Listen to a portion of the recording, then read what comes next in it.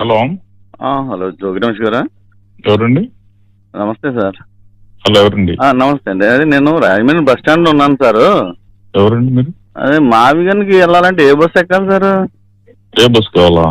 మావిగన్ వెళ్ళడానికి ఏ బస్ ఎక్కమంటారు? అంటే మావిగానంటే మీకు సార్, తెలిస్తే ఆ బెంగాల్ బస్ ఎక్కేయండి. బెంగాల్ వెళ్ళడానికి కలకత్తా బస్ ఉంది, ఒడిశా వెళ్ళడానికి భువనేశ్వర్ ఉంది, కర్ణాటక వెళ్ళడానికి బెంగళూరు బస్ ఉన్నాయి. మావిగన్ వెళ్ళడానికి ఏ బస్ ఎక్కాలి సార్? అంటే నువ్వు ఏ మావిగాన్లో ఏ ఊరు వెళ్ళాలి? 3 ఊర్లు ఉన్నాయి. అది ఎలా కూర్తుంది సార్?